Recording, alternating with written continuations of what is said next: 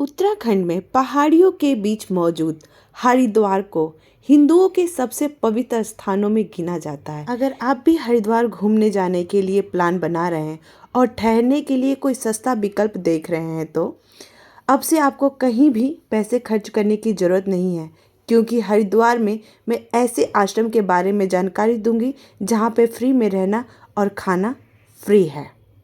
जी हाँ, हरिद्वार का यह सबसे बड़ा आश्रम है और यहाँ पे फ्री में रहने की सुविधा दी जाती है और साथ ही में यहाँ पे आप रह के फ्री में खाना भी खा सकते हैं। यहाँ पे रहना और खाना दोनों ही फ्री है।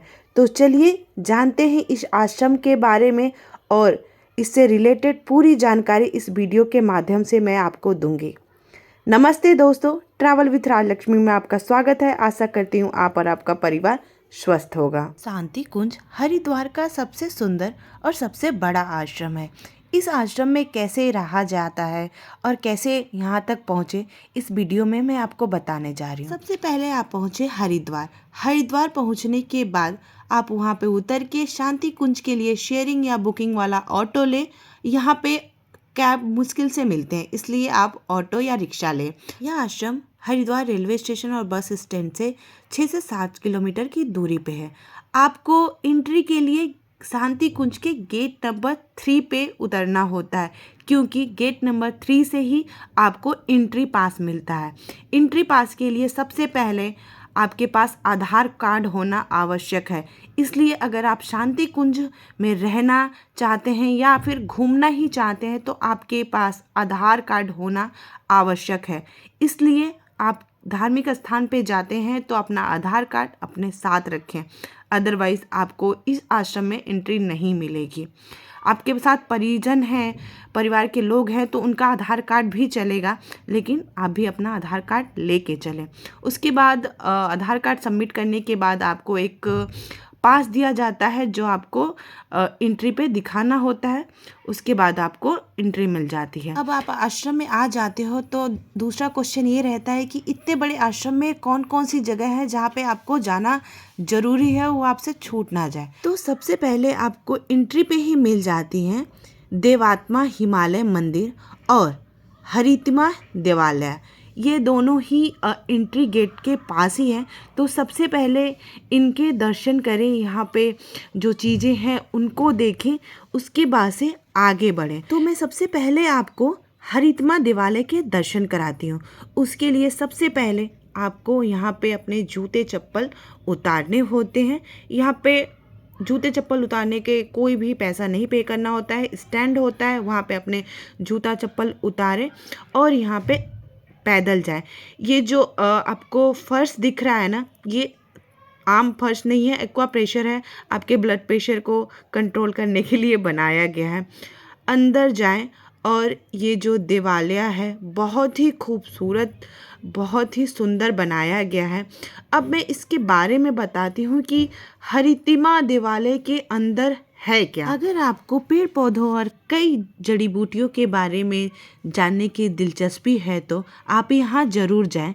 यहाँ आप दुर्लभ जड़ी बूटियाँ, मसालों वाले कई पेड़ पौधे, कई प्रजाति के गुलाब के पौधे और कई फ्लोरल प्लांट देख सकते हैं। जानकारी के लिए बता दूं, वनस्पतियों से जुड़े शांति कुंज के 2 प्रमुख अभियान हैं। पहला हरितिमा संवर्धन, दूसरा वनौषधियों से स्वास्थ्य संवर्धन। जैसा कि मैंने पहले ही बताया, हरितिमा देवालय में विभिन्न क्षेत्रों में पाई जाने वाली सामान्य और दुर्लभ जड़ी बूटियों को संग्रहित किया गया है और उनके बारे में विशेष जानकारी दी गई है। यहाँ पर उनकी पहचान कराने, उनके गुण और उपयोग विधि बताने का विधिवत परीक्षण दिया जाता है। लोगों को बताया जाता है कि वे इन सस्ती सर्वसुलभ जड़ी बूटियों का सेवन करते हुए भी कैसे पूरी तरह से स्वस्थ रह सकते हैं। हरितम देवालय में गमले, घर, खेत आदि के वृक्ष कैसे लगाए जाते हैं और उनकी पहचान कैसे की जा सकती है, सब डिटेल में लिखा हुआ है। तो इस देवालय में एक बार ज़रूर आएँ। बच्चे साथ में हैं, उनको ज़रूर लेके आएँ, क्योंकि आजकल बच्चों को पेड़ पौधे के बारे में कब जानकारी होती है और वो प्लांट्स पहचान नहीं पाते, और हमें भी जो औषधीय प्लांट्स हैं उनके बारे में जानकारी नहीं होती है। तो यहाँ पे आएँ और एक बारी इस देवालय में ज़रूर देख के जाएं कि ये प्लांट्स कैसे लगाए जाते हैं और इनका हमारे दैनिक जीवन में क्या उपयोग लाया जा सकता है। यहाँ पे सारे एलोवेरा हम जानते हैं इसका यूज़ भी करते हैं, लेकिन इसका क्या साइंटिफिक रीज़न है वो बहुत कम लोगों को पता होता है। तो यहाँ पे सब डिटेल्स में लिखा गया है।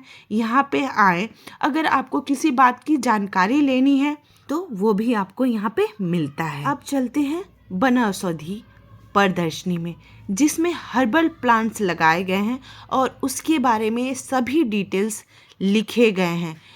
एक एक प्लांट्स के आगे चीज़ें रखी गई हैं, उनको आप विजुअली देख सकते हो। हाँ, लेकिन यहाँ पे छूना मना है, कोई भी चीज़ें आप टच ना करें, जो कि यहाँ का रूल है उसे फॉलो ज़रूर करें। आप दूर से देखें, उसे देख के उसके बारे में जितनी भी जानकारी है यहाँ से आप प्राप्त कर सकते हैं, और यहाँ पे सारे डिटेल्स लिखे गए। इसके अलावा भी अगर आपको कोई डिटेल्स चाहिए तो यहाँ पे पुस्तकालय है, वहाँ पे विभिन्न प्रकार की पुस्तकें हैं। आप जो भी पुस्तक आप बोलोगे वहाँ पे वो मिल जाती हैं। तो यहाँ पे साफ शब्दों में लिखा गया है डोंट टच एनीथिंग, तो आपको कुछ भी छूना नहीं है।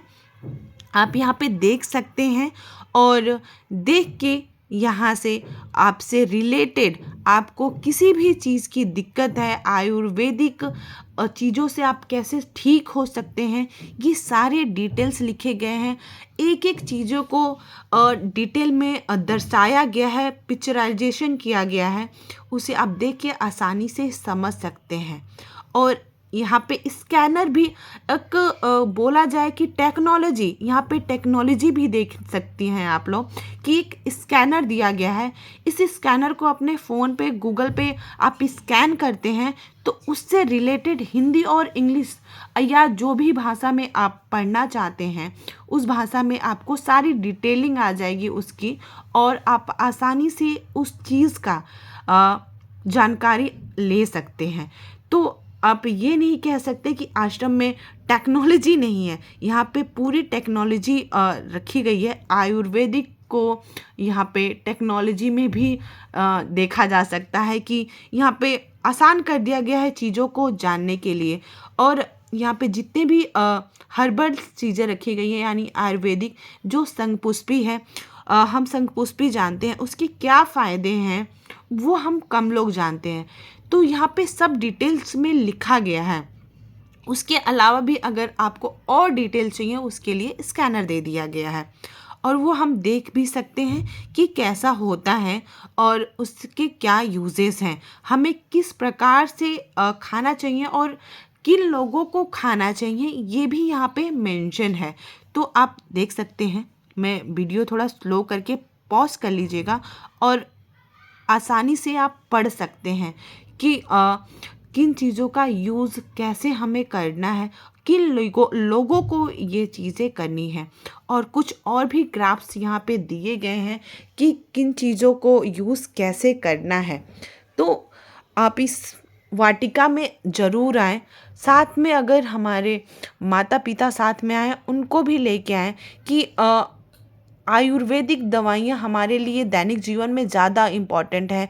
एलोपैथिक हम खाते हैं तो नुकसान करता है, लेकिन आयुर्वेदिक हमारे शरीर को अगर जल्दी ठीक नहीं करता है तो हमें नुकसान भी नहीं पहुंचाता है। और ये जो सामने बोर्ड देख रहे हैं, ये सारे बुक्स का डिटेल लिखा गया है कि इन बुकों से आप ये चीज़ें पढ़ सकते हैं।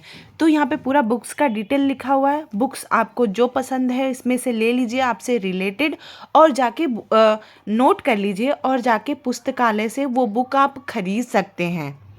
अगर इससे भी ज़्यादा आपको जानकारी चाहिए तो बुक आपको दे देगी। अब दोस्तों, पौधों और उनसे रिलेटेड सभी जानकारी लेने के बाद हम आगे बढ़ेंगे और देखेंगे कि आगे आश्रम में और क्या क्या है। हरितमा देवालय के जस्ट बगल में है देवात्मा हिमालय मंदिर। अब यहाँ से निकलने के बाद हम जाएंगे देवात्मा हिमालय मंदिर। मैं आपको लाइन से जितनी भी चीज़ें हैं वो दिखाऊंगी ताकि आपको भागा दौड़ी ना करके देखना पड़े।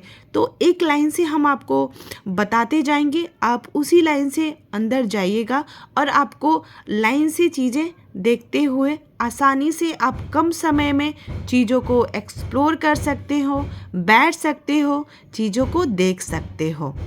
देवात्मा हिमालय मंदिर और हरितिमा देवालय में के बीच में आपको पुस्तकालय मिलता है और वहीं पे ये सुंदर सा दृश्य आपको मिलता है। तो ये दृश्य आपको बहुत लुभाएगा। आपको अपना टाइम यहाँ पे ज़रूर देना पड़ेगा क्योंकि यहाँ से आप आगे बढ़ ही नहीं सकते। तो सबसे पहले हम आपको पुस्तकालय दिखा देते हैं कि पुस्तकालय में आप जाके रिलेटेड अगर आप बुक खरीदना चाहते हैं जो आपको पसंद है या गायत्री परिवार से रिलेटेड जितने भी बुक पब्लिश होते हैं वो सभी यहाँ पे मिलते हैं। अगर आप महीने में जो इनका बुक पब्लिश होता है वो भी अगर बुकिंग कराना चाहते हैं तो यहाँ से वो सारी सुविधाएं आपको मिल जाती है। आप यहाँ से मंथली बुक भी खरीद के अपने घर पे मंगा सकते हो।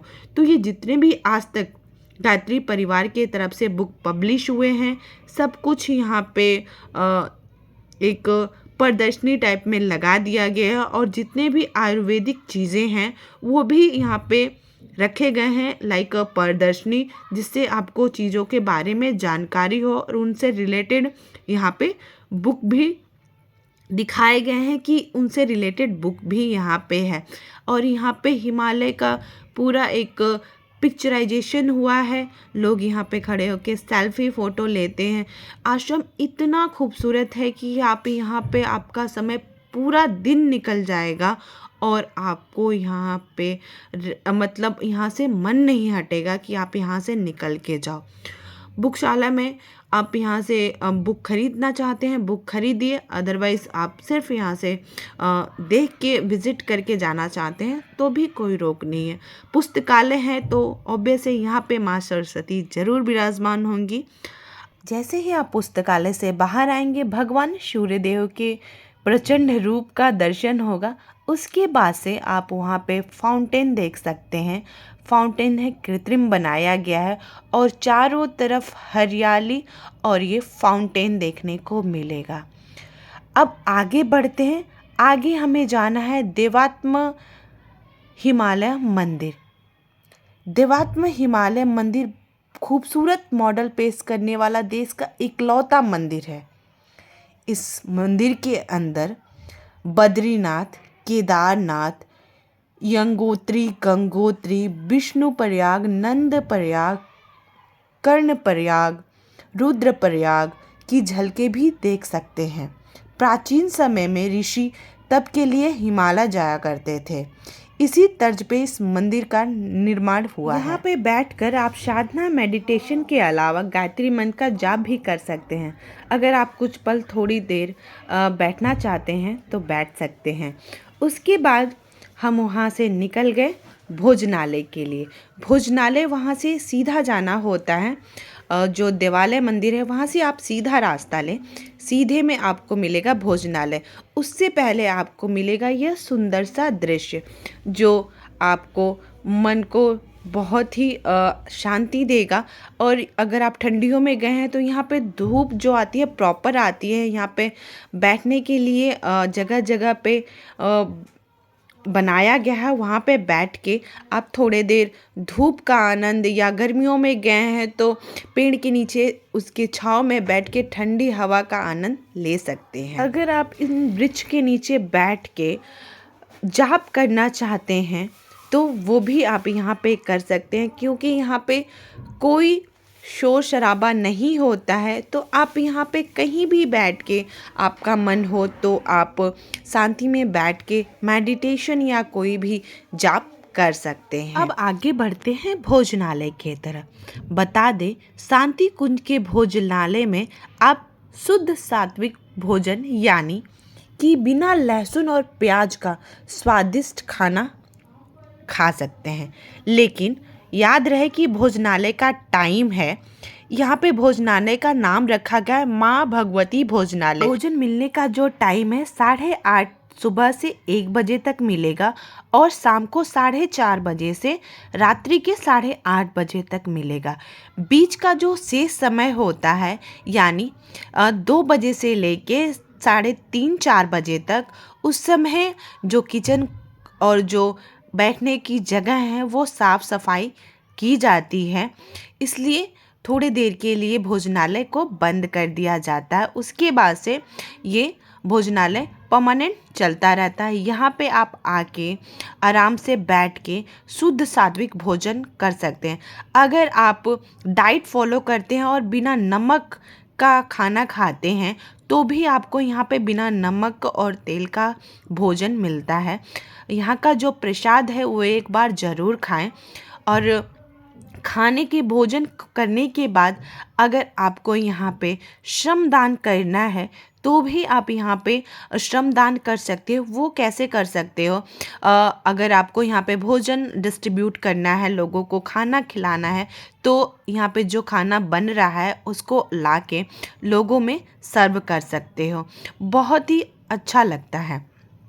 उसके बाद से अगर रोटियां बन रही हैं तो आप उन रोटियों को बनाने में हेल्प कर सकते हो। आटा गूँथ रहा है तो आटा को गूँथने के लिए भी हेल्प कर सकते हो। सब्जियां कट रही हैं तो सब्जियों को काटने के लिए भी हेल्प कर सकते हो। तो आप पूरी तरह से फ्री हो कि आपको जो करना है आप अपने इच्छा अनुसार वो कार्य कर सकते हो। अब यहाँ पे देखिए, ये जो रोटियां बन रही हैं मशीन से बन रही हैं, वो भी प्रोसेस दिखाती हूँ कि इतने लोगों का भोजन यहाँ पे कैसे बनता है। तो ये एक मशीन है जिसमें आटा गूँथा हुआ होता है और एक लोई का जो लोई हम लोग बनाते हैं आटा रोटी बनाने के लिए, वो लोई हाथ से बनाया जाता है। ये भैया बना रहे हैं और सिर्फ लोई को इस मशीन के अंदर डाला जाता है आटा लगा के। देन वो रोटी को बेलता है और उसे ऑटोमेटिकली पका के निकाल देता है। और ये जो आप भोजन देख रहे हो सब गर्मा गर्म होता है, अंदर से आता रहता है और लोगों में सर्व होता रहता है। अब अंदर दिखाती हूँ कि अंदर भोजन पकाने की क्या प्रक्रिया होती है। तो देखिए, यहाँ पे बहुत सारे लोग होते हैं भोजन पकाने के लिए और यहाँ पे साफ़ सफाई का पूरा ध्यान रखा जाता है, क्योंकि इस आश्रम में साधु संत लोग आते हैं और उनके भोजन को शुद्ध रखने के लिए साफ सफाई का विशेष ध्यान रखा जाता है। आश्रम में टेक्नोलॉजी का भी बहुत उपयोग किया जा रहा है। पहले मैंने दिखाया कि जो पौधशाला था उसमें आपको दिया गया था स्कैनर कि आप स्कैन कर सकते हो। यहाँ पे मैंने दिखाया कि रोटी मेकर है और ये देखिए यहाँ पे अलग अलग तरह के पकवान मिलते हैं। पकवान में आपको मिलता है दाल, रोटी, सब्जी, चावल, दलिया, विभिन्न प्रकार के भोजन आपको मिलते हैं। मीठा भी आपको मिलता है। कुछ रोटियां हाथ से भी बनाई जाती हैं, कुछ रोटियां मशीन के द्वारा भी बनाई जाती हैं। तो क्योंकि एक साथ 500 लोग, 100 लोग, 1000 लोग भोजन कर रहे हैं, उसी प्रक्रिया को ध्यान में रखते हुए यहाँ पे काम होता रहता है। क्योंकि एक साथ अगर 500 लोग बैठ गए, अगर हम एक रोटी भी सर्व कर रहे हैं तो 500 रोटियां जाएंगी। इसलिए परमानेंट यहाँ पे 10 लोग रोटी बनाने के लिए बैठे रहते हैं, रोटी बनाते हैं और बहुत ही न्यू टेक्नोलॉजी की मदद से। अब भोजन करने के बाद, भोजनालय दिखाने के बाद, अब मैं आगे बढ़ती हूँ। आगे आपको बहुत आश्रम्स मिलेंगे, अगल बगल लोग रहते हैं। आश्रम के कुछ लोग जो आश्रम में कार्यरत हैं उनके लिए भी यहाँ पे रूम्स बनाए गए हैं, वो लोग यहाँ पे रहते हैं। जो यहाँ के गुरु संत लोग हैं वो लोग भी यहाँ पे रहते हैं। और ये जो आश्रम है वो थोड़ी सी जगह में नहीं है, एकड़ में फैला हुआ है। तो आप सोच सकते हैं कि यह कितना बड़ा आश्रम है। आप देख सकते हैं ये जो आपको फ्लैटें देख रहे हैं, यहाँ पे हम लोग के लिए आम लोगों के लिए नहीं होता है, ये आश्रम के लोगों के लिए रहता है। तो इसमें वही लोग रहते हैं जो आश्रम में कार्यरत हैं। वीडियो में मैं वह भी स्थान भी दिखाऊंगी जहाँ पे हम लोगों के लिए भी रहने के लिए आश्रम फैसिलिटी जहाँ पे देता है, वो जगह भी मैं आपको दिखाऊंगी। उससे पहले जो रास्ते में मुझे जो स्थान मिल रहे हैं उनके दर्शन कराऊंगी। ये दक्षिण जोन है जिसमें स्थित है देव माता गायत्री मंदिर। इस मंदिर के अंदर ही सप्तऋषियों का मंदिर है और अखंड ज्योति भी इसी देवालय मंदिर में स्थित है। तो यहाँ पे इस मंदिर में जाने के लिए सबसे पहले आप स्टैंड पे अपने जूते चप्पल उतारें और निश्चिंत हो जाएं। उसके बाद आप मंदिर के अंदर प्रवेश करें। मंदिर के अंदर प्रवेश करते ही आपको इतनी शांति मिलेगी और बहुत ही सुंदर यहाँ का दृश्य है। यहाँ पे जो भी भवन बनाए गए हैं वो सप्तऋषि के नाम पे बनाए गए हैं। यहाँ पे सबसे पहले एंट्री करते ही आपको चरक ऋषि देखने को मिलेंगे। उनकी प्रतिमा यहाँ पे बनाई गई है और नीचे भगवान भोले शंकर के भी दर्शन होंगे। और महर्षि चरक के बारे में यहाँ पे पूरा डिटेल्स है। अगर आप रुक के उनके बारे में पढ़ना चाहते हैं तो आप रुक के पढ़ सकते हैं। अगर वीडियो को पॉज करके आप पढ़ना चाहते हैं तो भी आप पढ़ सकते हैं। यहाँ पे ऋषि परंपरा का बारे में बताया गया है।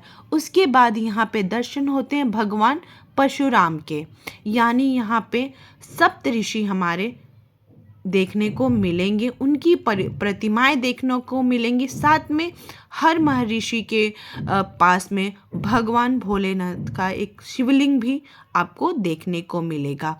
और ये हर दिन का एक कोट लिखा जाता है कि आज क्या है और आज के दिन का विशेष क्या चीज़ है। उसके बाद में हम चलेंगे भगवान वशिष्ठ ऋषि के पास में। उनकी प्रतिमा के आगे भी भगवान भोले शंकर नजर आएंगे और उनके मंदिर के सामने भी उनके बारे में पूरा डिटेल लिखा हुआ है।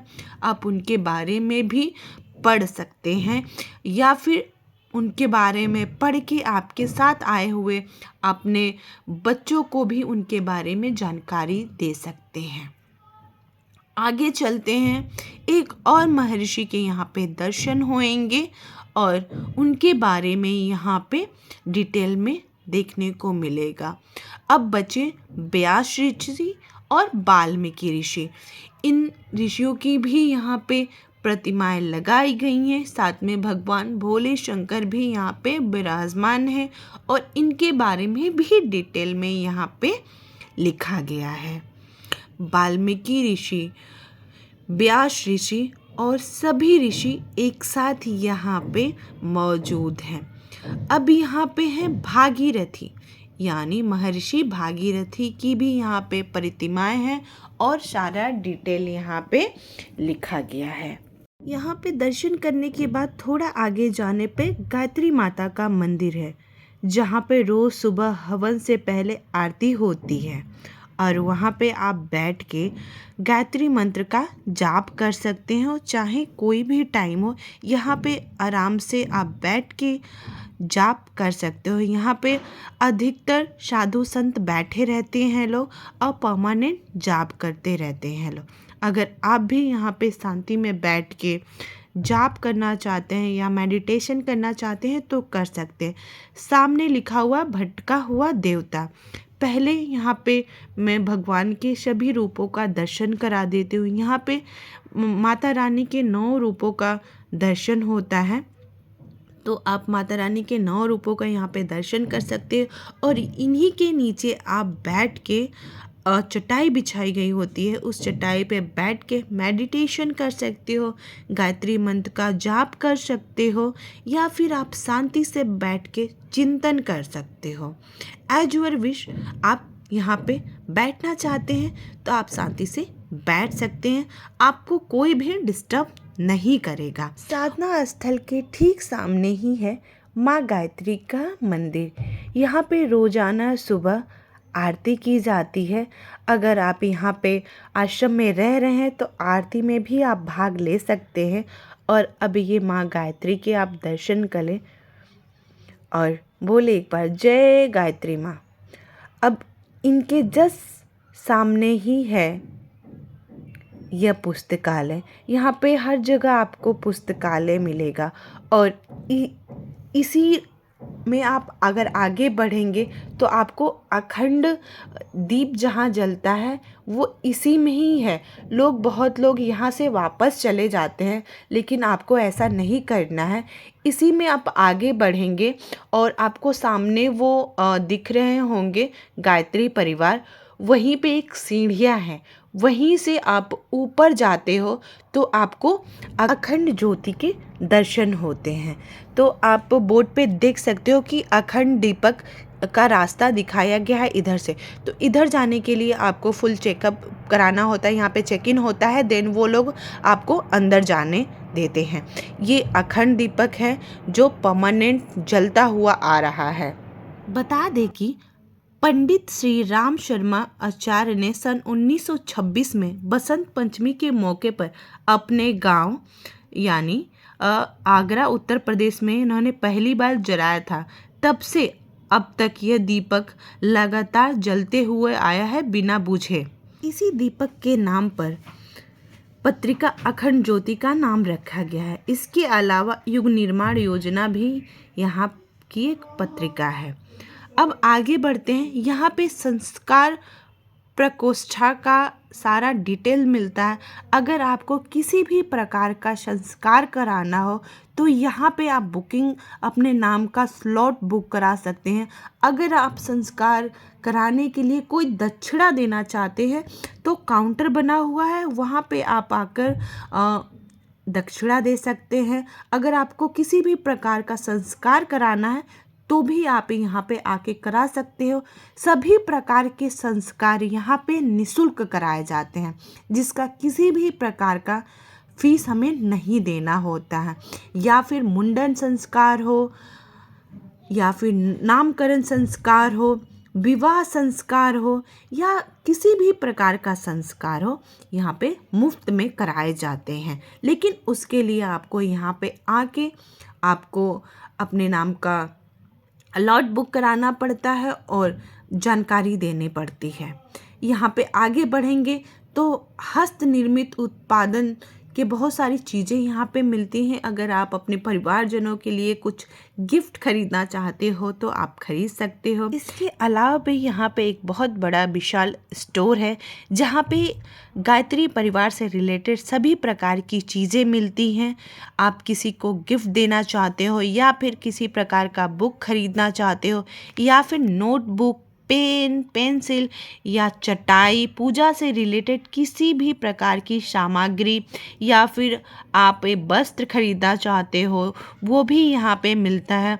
और बच्चों के लिए पढ़ने के लिए भी गायत्री परिवार द्वारा जो बुक पब्लिश किया जाता है वो भी मिलता है। यहाँ पे बैग्स गायत्री परिवार के मिलते हैं, आप यहाँ से खरीद सकते हो। ऑनलाइन भी यहाँ पे आप मंगा सकते हो। यहाँ पे देखिए भिन्न प्रकार की चीज़ें मिल रही हैं, वो भी आप यहाँ से खरीद सकते हो। कॉपी, पेन, पेंसिल, हर चीज़ यहाँ पे मिलती है। गायत्री परिवार का फ्लैग भी यहाँ पे मिलता है और तमाम चीज़ें जो गायत्री परिवार द्वारा बनाई जाती हैं और उनको खरीद के आप ले जा सकते हो घर पे। तो आगे बढ़ते हैं। यहाँ से कुछ चीज़ें अगर लेना है तो लीजिए और आगे बढ़िए, क्योंकि एक दिन में पूरा आश्रम घूमना थोड़ा जल्दी आपको करना पड़ता है। यहाँ से जड़ी बूटियों टाइप में कोई चीज़ें मिलती हैं दवाई से रिलेटेड, वो भी आप खरीद सकते हैं।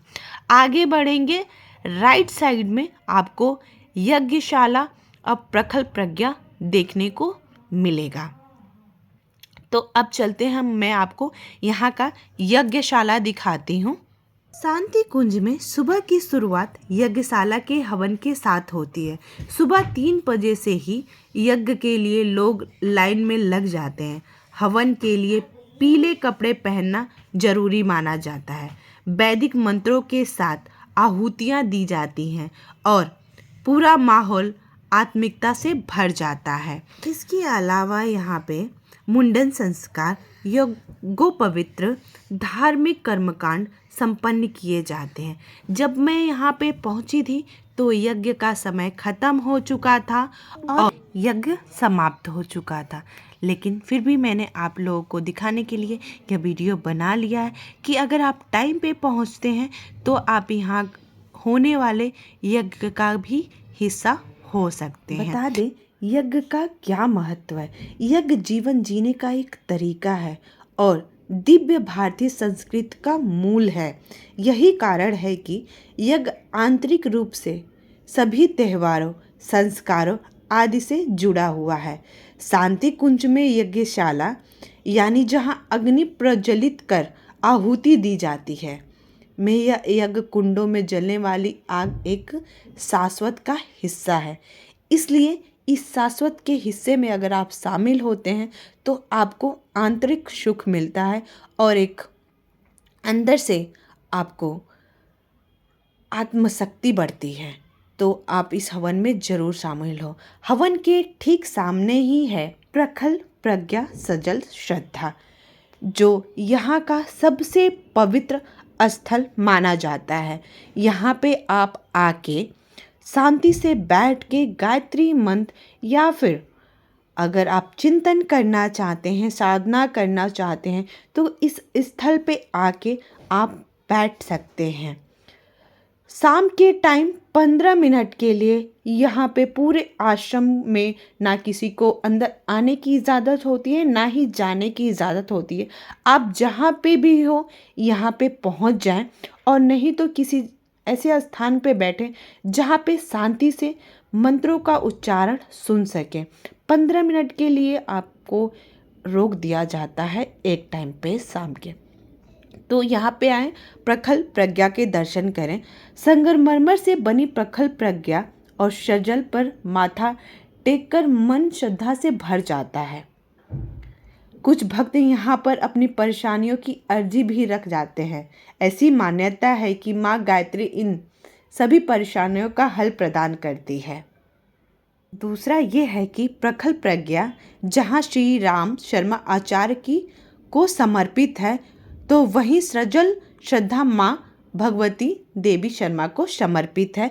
यहीं पे है शिविर कार्यालय जहाँ से शिविर का संचालन किया जाता है। यहाँ से भी एक गेट है एंट्री के लिए, बट मोस्टली यह गेट बंद होता है। इसलिए अगर आप आना चाहते हैं तो सिर्फ गेट नंबर 3 से ही आपको एंट्री मिलती है और वहीं से आपको अंदर प्रवेश मिलता है। अब चलते हैं आगे। अगर आपको यहाँ पे फ्रेश होना है तो जगह जगह पे फ्रेश होने के लिए स्थल बनाए गए हैं। आप वहाँ पे अपने आप को शुद्ध करके आगे बढ़ सकते हो। रास्ते में ये जितने भी अनुष्ठान होते हैं गायत्री परिवार का, सबका एक पोस्टर बनाया गया है और बहुत ही अच्छे ढंग से फ्रेम करके लगाया गया है और बाकायदा उस शिविर उस संस्कार के बारे में जानकारी दी गई है। देखिए यहाँ पे मुंडन संस्कार, नामकरण संस्कार, अन्नप्राशन संस्कार, सभी प्रकार के संस्कार किए जाते हैं। विवाह संस्कार भी यहाँ पे किए जाते हैं और भी उसके लिए भी कोई फीस नहीं लगता है। तो आप अगर गायत्री परिवार से जुड़ना चाहते हैं या फिर गायत्री परिवार में शामिल होना चाहते हैं तो यहाँ पे आप आके गायत्री परिवार से जुड़ सकते हैं। अगर आप यहाँ पे सिर्फ रहने के उद्देश्य आ रहे हैं या फिर रहने का आपका उद्देश्य कुछ और है, यानी किसी सामाजिक कार्य के लिए आप आ रहे हैं तो भी इस आश्रम में आके आप रह सकते हैं। गायत्री तीर्थ लिखा हुआ है और ये जो गायत्री परिवार का ये जो शांति कुंज है यह गायत्री परिवार का हेडक्वार्टर है और यहाँ पे जितने भी प्रकार के मंदिर बनाए गए हैं सबके बारे में यहाँ पे संक्षिप्त में लिखा हुआ है। तो आप एक एक जगह पे रुक के उनके बारे में जानकारी लेके पढ़ सकते हैं। और नहीं तो आप मेरे वीडियो के माध्यम से जितना हो सकता है मैंने आपको जानकारी देने की कोशिश कर रही हूँ। अगर मेरे से कुछ गलतीवश छूट जाता है तो कमेंट करके मुझे भी इस बारे में जानकारी दे दें। आगे बढ़िए, आगे चलते हैं, क्योंकि और भी आपको वीडियो में आगे ले चल के जहाँ पे हमें मिलता है रुकने के लिए जगह देता है आश्रम, अब वो जगह मैं आपको दिखाने वाली हूँ। मैं थोड़ा शांति कुंज के बारे में आपको बता दूँ। शांति कुंज के स्थापक देवमूर्ति गायत्री तपोनिष्ठ पंडित श्री राम शर्मा आचार्य हैं। उनका जन्म 20 सितंबर 1911 को आगरा में के गांव में हुआ था। बेहद सादा जीवन जीने वाले श्री राम ने अपने जीवन काल में 3200 किताबें लिखी और आज़ादी की लड़ाई में भी अहम भूमिका निभाई। उन्होंने जाति प्रथा के इतर जाकर लोगों की काफ़ी सेवा की। शांति कुंज की स्थापना के पीछे उनका उद्देश्य था कि लोगों में देवत्व का भावना पैदा हो और दुनिया में प्रेम और भाईचारा हो। यहाँ पे दैनिक कार्य जो स्टार्ट होते हैं वह सुबह 3:30 और 4 बजे से स्टार्ट हो जाते हैं।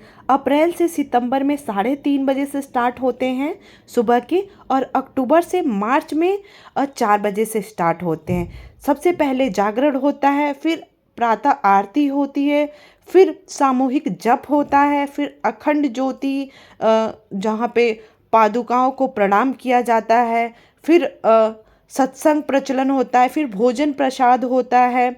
ऐसे करके बहुत सारी चीज़ें होती हैं जिनका समय सारणी मैं आपको डिस्क्रिप्शन में डाल दूंगी। आप देख के उस समय आप वहाँ पे जाके उस अनुष्ठान में भाग ले सकते हैं। यहाँ पे फ्री के भोजन के अलावा एक पैसे वाला भी यहाँ पे कैंटीन है, वहाँ से आप खरीद के अपनी मन पसंदीदा चीज़ें चाय पानी नाश्ता कर सकते हैं।